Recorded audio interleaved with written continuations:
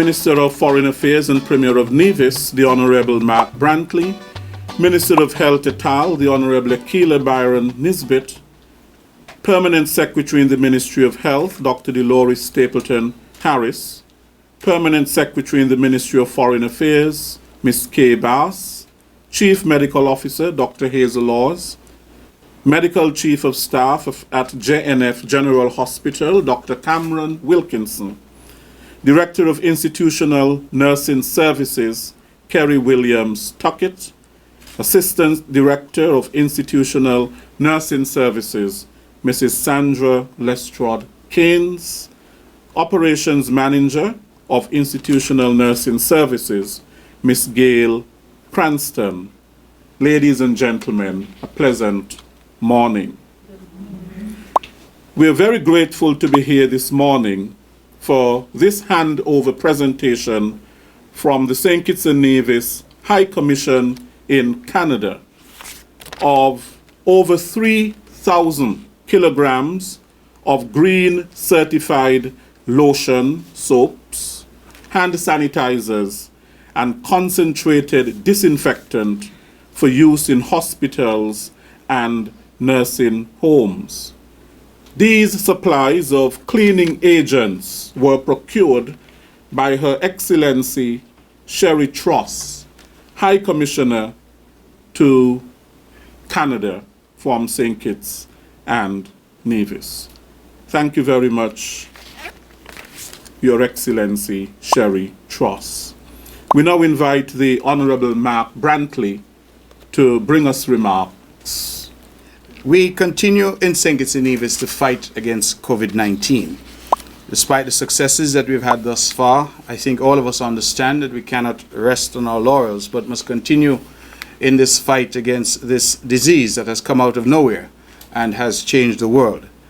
The Ministry of Foreign Affairs, through Her Excellency Sherry Truss, our High Commissioner of St. Kitts and Nevis in Ottawa, in Canada, was able, with the support of the diaspora, to source and mobilize funds for these products that are being donated today.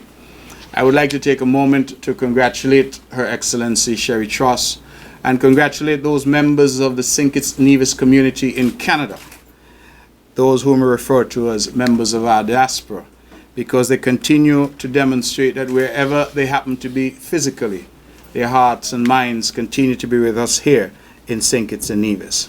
I want to especially commend the High Commissioner Truss for this initiative she has put in place to leverage humanitarian and other support for St. Kitts and Nevis in this very difficult time.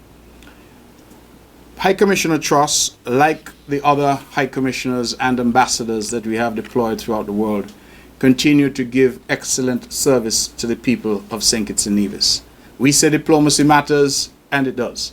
And these are further indications of how hard our people work to continue to represent the best interests of the people of St. Kitts and Nevis and to continue to ensure that our people get such benefits as can be procured from these relationships. Only a month ago, the government of St. Kitts and Nevis, through its cabinet, approved the diaspora policy. This policy, developed through the Ministry of Foreign Affairs, will seek to guide our engagement as a country with our diaspora. And I continue to say that our diaspora is important to us. I visited Africa recently, and they say that Africa has 6 regions.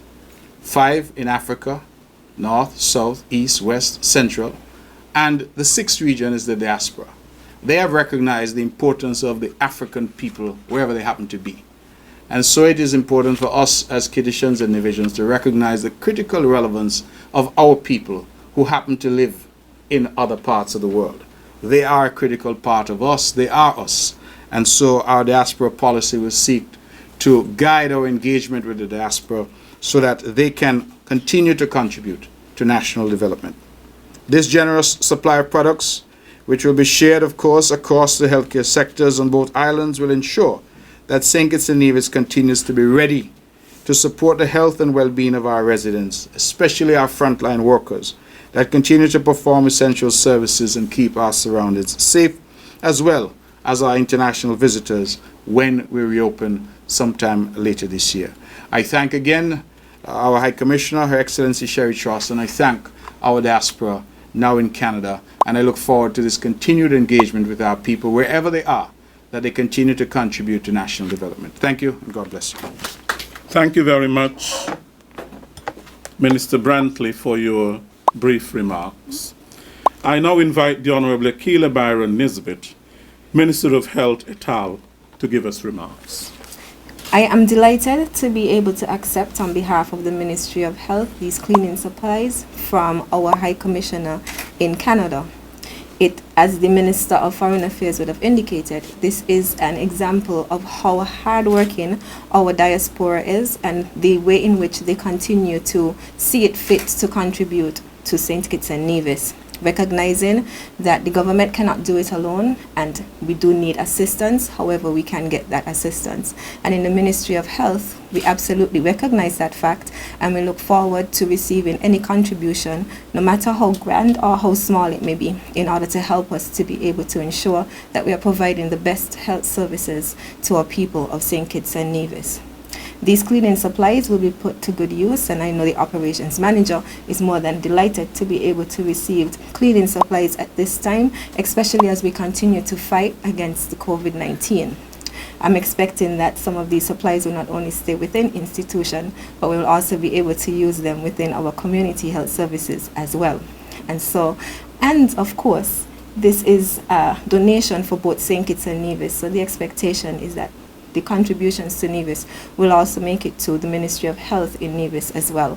And I'm sure they will be pleased to be able to have the same cleaning solutions. And so on behalf of the Ministry of Health, I just want to thank the High Commission in Canada and all the people in the diaspora, especially those in Canada, who continues to contribute in whatever way possible to ensure that we have all the essentials that we need in order not only to fight COVID-19, but ensure that we continue to increase our offerings within our health services. Once again, thank you.